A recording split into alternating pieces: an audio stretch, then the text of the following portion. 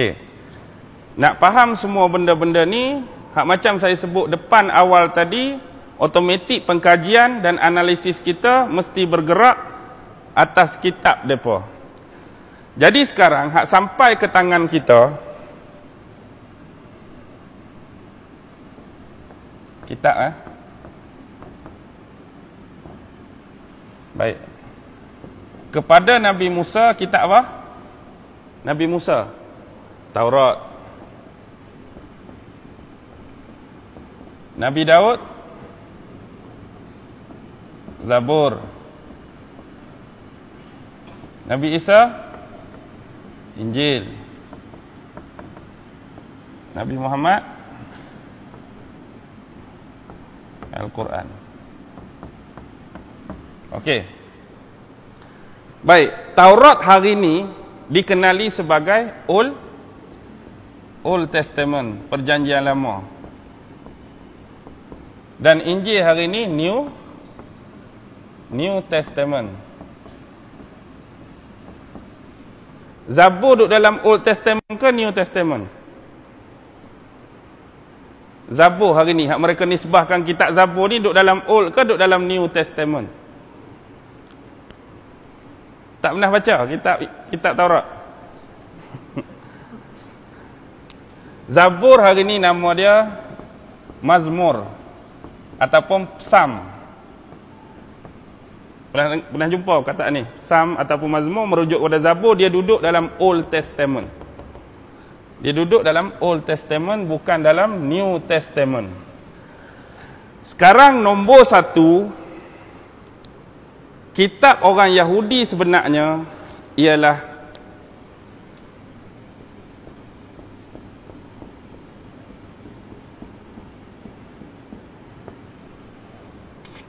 sudah tak pernah dengar Ustaz. Tanakh. Apa maksud Tanakh? Di bawah Tanakh tu ada Taurat,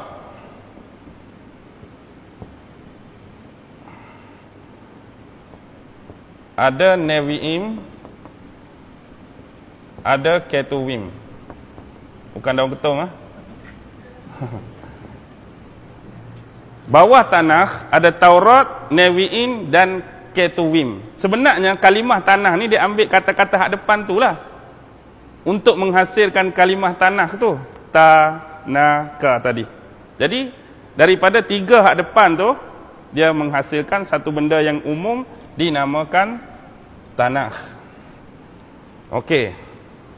Bila kita sebut tentang Taurat, Nevi'im dan Ketuvim, sebenarnya Taurat ni secara umum dia terbahagi kepada 4. Satu dia panggil Taurat Musa ataupun Safar Musa, ataupun istilah dia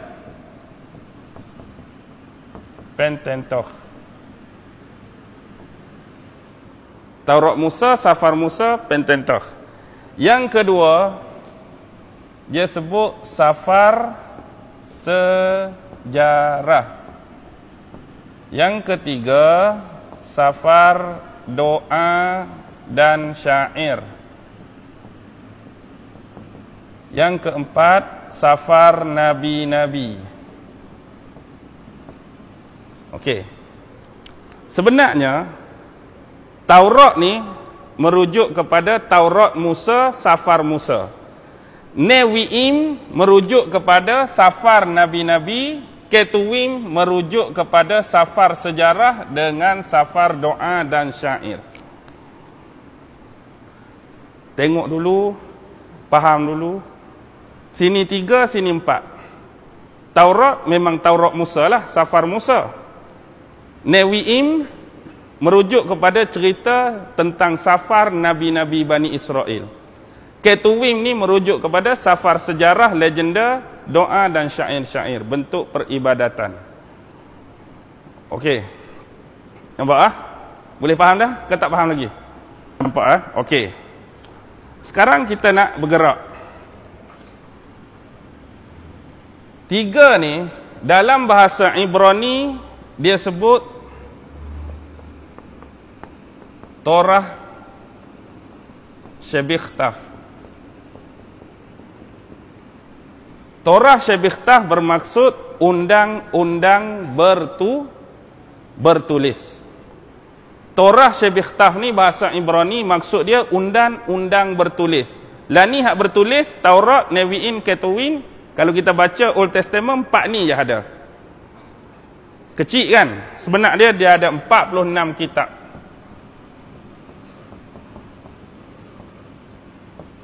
Okey. Baik. Bila kita tanya orang Kristian, biasa Kristian ni akan pecah dua secara umum. Satu Kristian Katolik, satu Kristian Protestan. Kristian Katolik dia percaya ke semua 46 kitab dalam Taurat Musa. Dan Protestan cuma percaya 39 daripada 46 kitab dalam Old Testament. Contoh kalau kita jumpa Kristian Katolik, hang percaya tak 46 semua ada dalam Taurat? Ya. Tapi kalau tanya Protestan, mereka hanya percaya 39 daripada 46. Ada kitab-kitab yang mereka tolak. Baik, nak tahu hak 46 tu, kita tengok pertamanya Taurat Nabi Musa, Safar Musa. Ni Safar Musa, Taurat lah ni. Pertama, dia panggil Book of Genesis. Inggeris. Kalau bahasa Melayu kita, bab penciptaan alam. Yang kedua, Book of Exodus. Bab penghijrahan. Penghijrahan ni bermaksud hak start keluar daripada bumi Mesir waktu kena kejak dengan Firaun sampai tiba di semenanjung Sinai itu. Tiga, Book of Leviticus. Ni bab Bani Lewi. Tadi kan hak nombor 3, ingat tadi? Robin, Syamun, Lewi, kisah Bani Lewi. Sebab apa Bani Lewi penting? Sebab kebanyakan Nabi dan Rasul banyak daripada Bani Lewi. Yang keempat, Book of Numbers dulu. Book of Numbers. Bilangan. Ni duk bilang apa ni? The Book of Numbers ni, the bilangan. Cerita duk bilang apa ni? Cerita Nabi Musa dengan Nabi Harun duk bilang jumlah Bani Israel hak terselamat lepas seberang Laut Merah tu. Jadi bila Firaun Allah dah tenggelam, hak selamat tu Musa dengan Firaun duk bilang berapa orang ni hak selamat ni. Tu ada kisah dalam The Book of Number, bilangan ni. Book of Deuteronomy.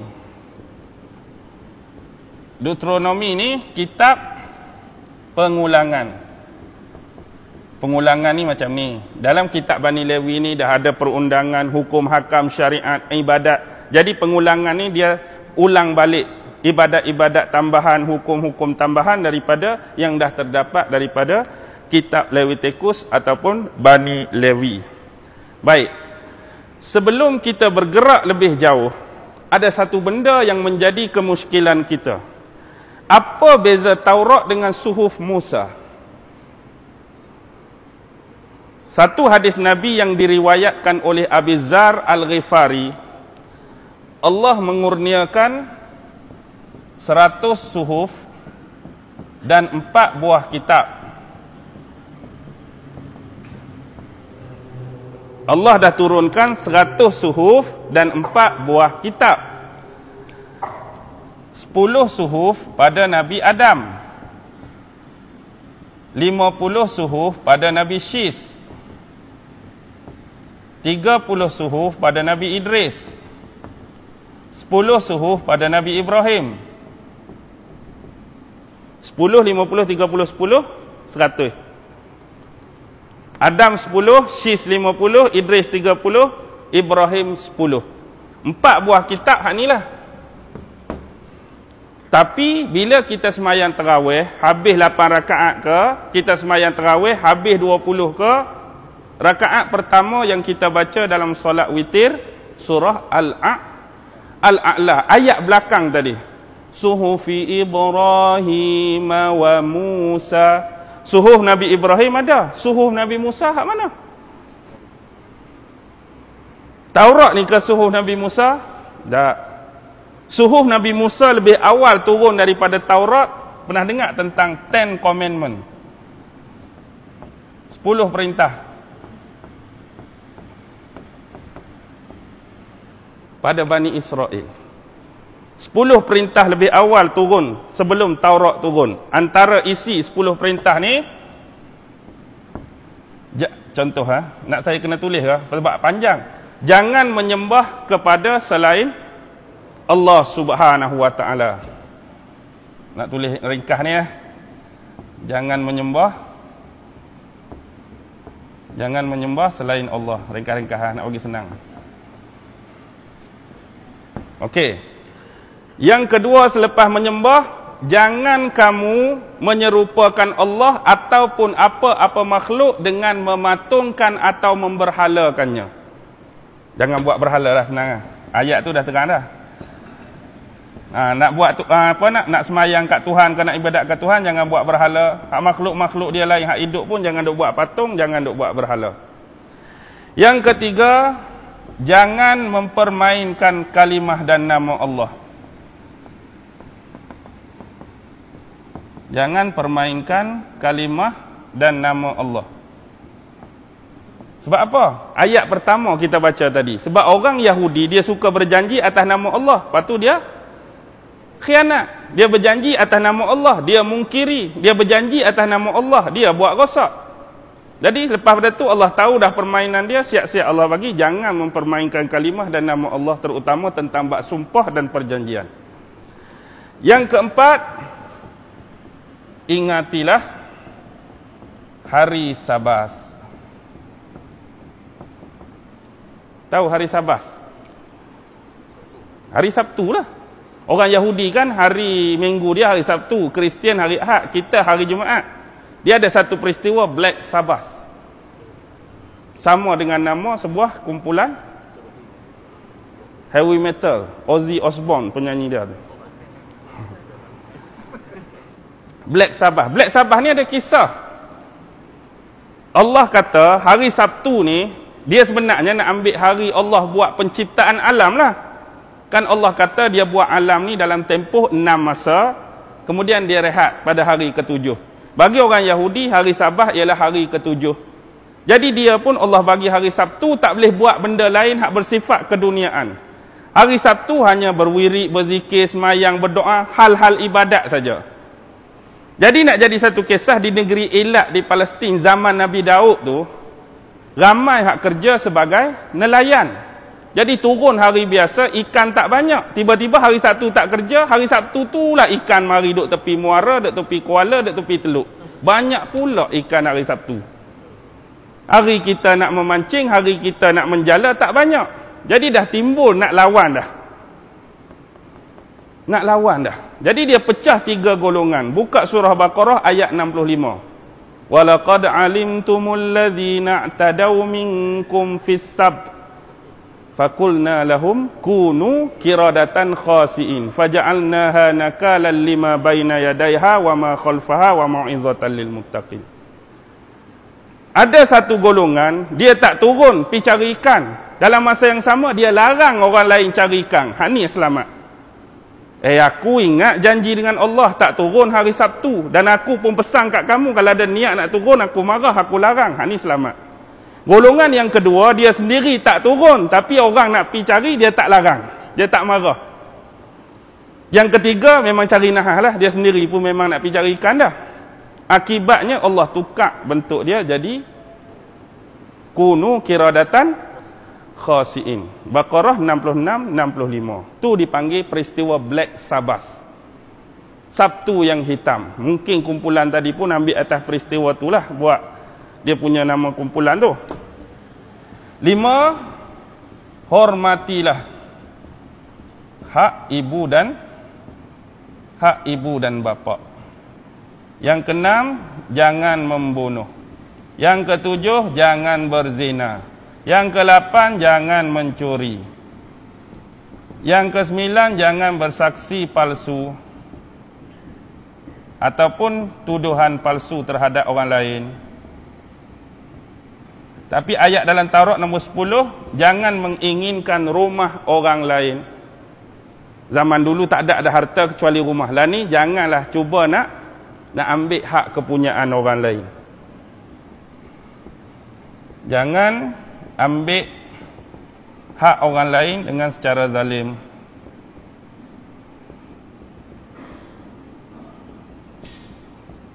Nah, inilah hak suhufi Ibrahim wa Musa ni. Suhuf Musa tu 10 commandment ni. Beza dengan Taurat. Taurat. Okey. Sedikit dah kita nak suruh baca Taurat, payah kan? Sedikit penceritaan. The book of Genesis ni bermula daripada Allah cipta alam, Allah buat Nabi Adam, Allah buat Hawa, Allah buat iblis syaitan tu berlaku percanggahan sampai dua-dua turun ke bumi. Kemudian cerita Nabi Idris, cerita Nabi Nuh dan ribut taufan, cerita Nabi Ibrahim dengan anak dia Ishak Ismail tadi, kemudian cerita Nabi Yakub, cerita Nabi Yusuf, sampailah berakhir kepada kematian Nabi Yusuf. Start awal penciptaan bumi sampai Nabi Yusuf meninggal, duduk dalam kitab pertama. Sampai Nabi Yusuf mati.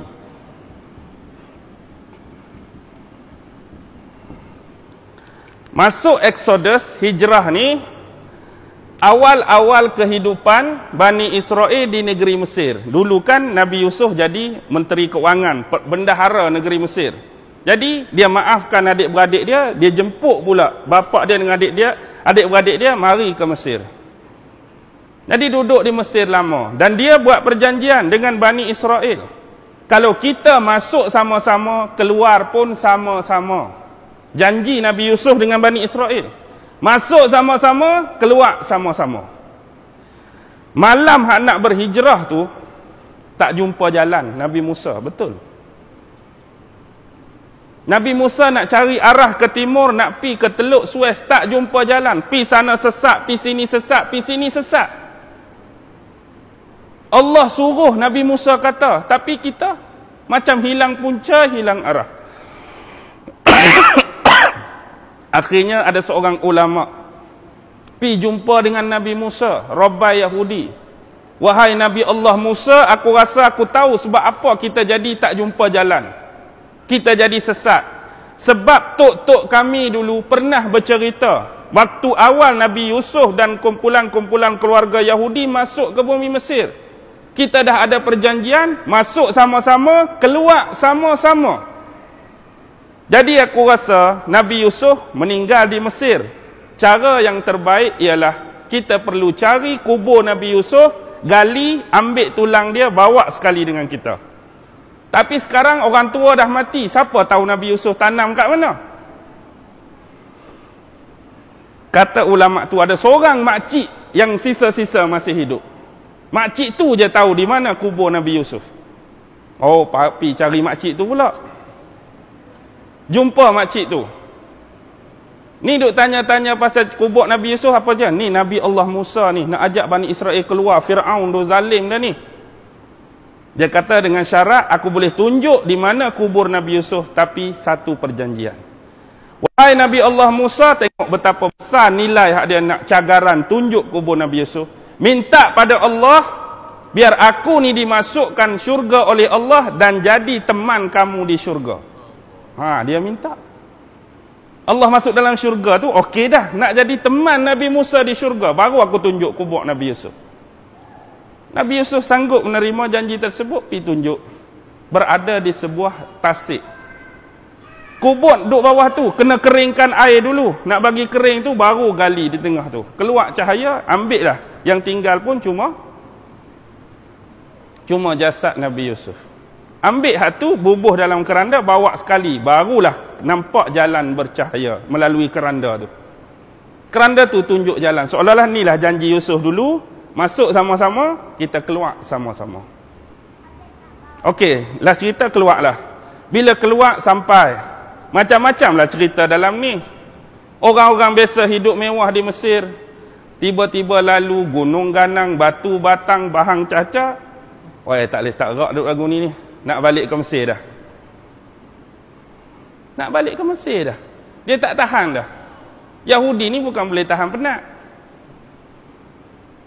Jadi bila macam-macam tu lah Allah uji mereka. Sesat di padang. Di padang, nama apa padang tu? Padang teh kan? Tak ada kena mengena dengan tebuh ataupun sabah teh.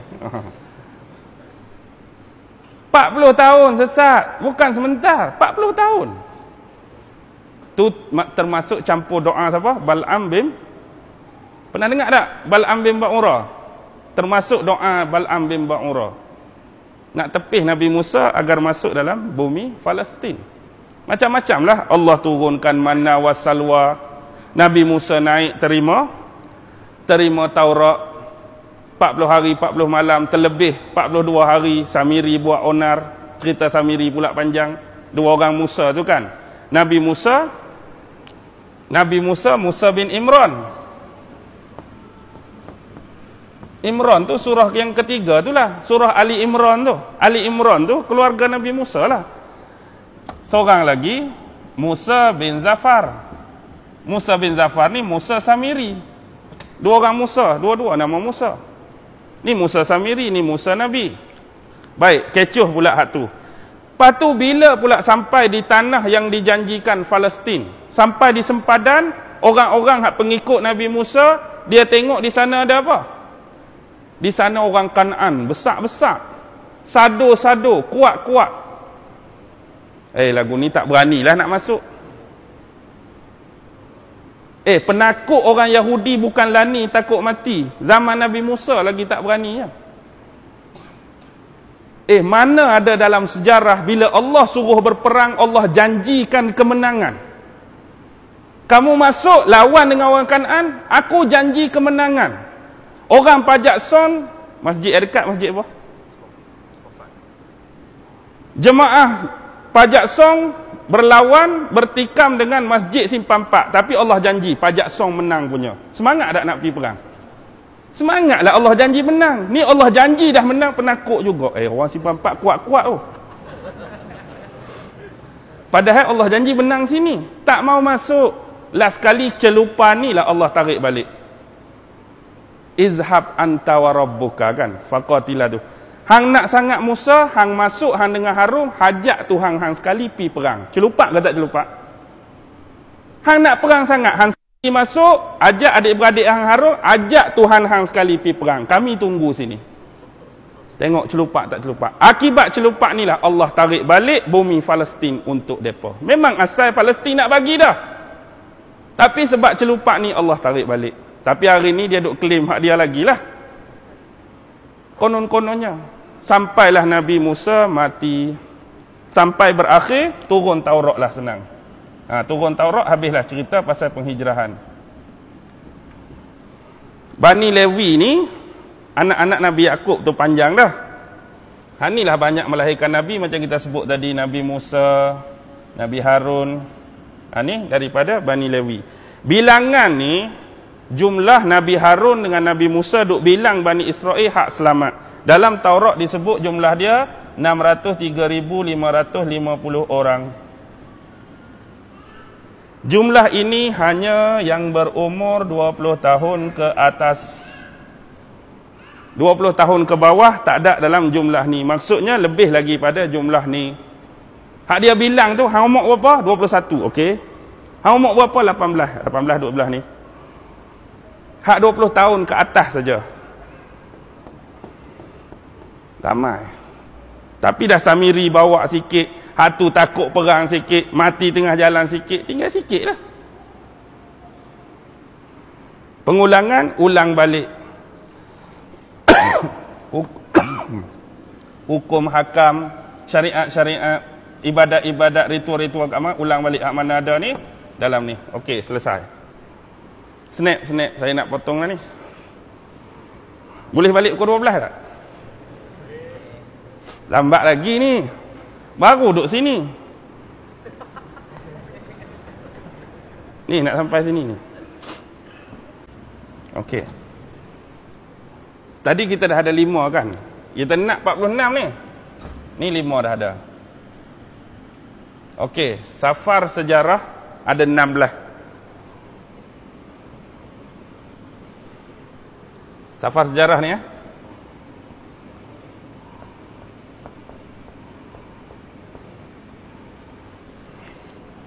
Pertama, safar Yaso'.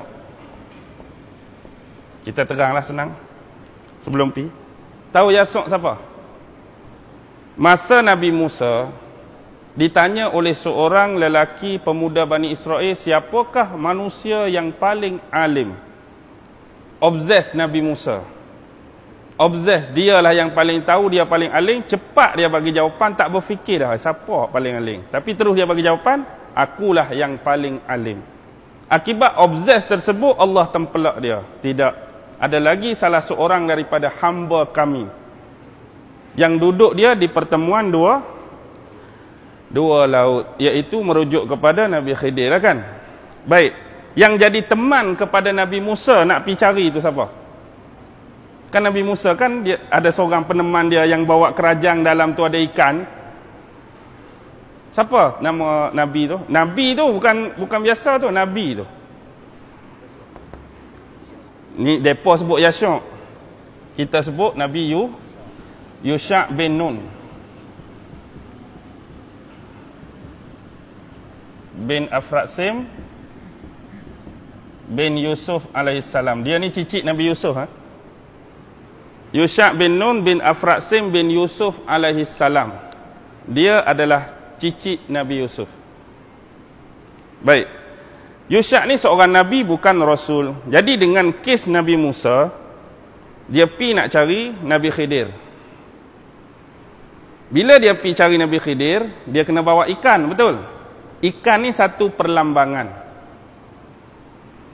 Ikan akan mati tanpa air, hati akan mati tanpa zikir. Baik. Ikan bila masuk dalam air, dia hidup balik. Hati pun bila dah masuk dalam zikir, dia hidup balik. Hakikatnya, ikan dia duduk dalam air, adakah ikan nampak air? Ikan duduk dalam air tu, duduk dalam akuarium, dia nampak tak air? Ikan sendiri tu, nampak tak air? Macam kita ni, dikatakan hidup dalam udara. Kita nampak tak udara? Ikan duduk gelak kat kita dalam air. Manusia dia hidup dalam udara, dalam oksigen, dalam karbon dioksida, dalam macam-macam. Tapi dia sendiri tak nampak. Dia tak suka.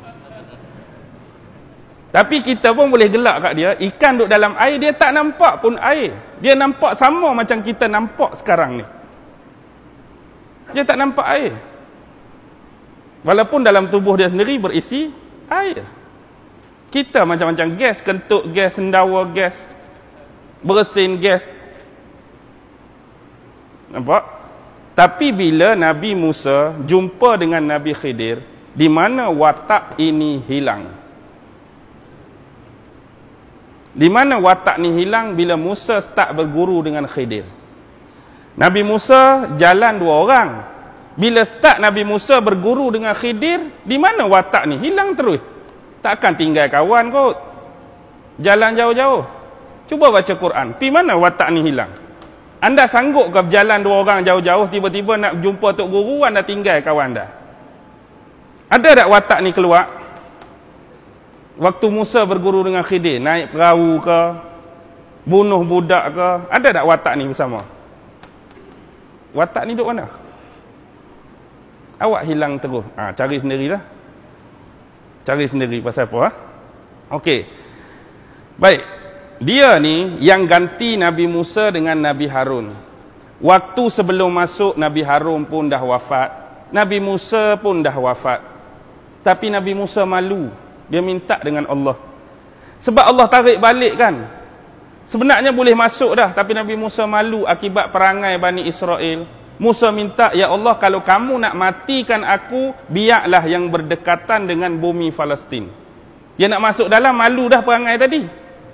Sejauh mana? Buka hadis, sejauh tangan melontar batu. Kalau kata-kata saya ni duduk sempadan antara Palestin dengan luar Palestin, duduk atas padang, ambil batu sebiji, baling. Jauh mana? Kalau nak mati, mati situlah. Nak masuk dalam ni rasa malu. Perangai orang-orang aku tadi malu sungguhlah. Ajak masuk perang sekali dengan Allah, malu kat orang. Tadi nak mati biar boleh dekat dengan tanah suci ni. Dia mati situ. Harun mati. Siapa yang bawa masuk Bani Israel balik dalam Palestin? Inilah dia. Panglima dan raja dia iaitu Yusha bin Nun.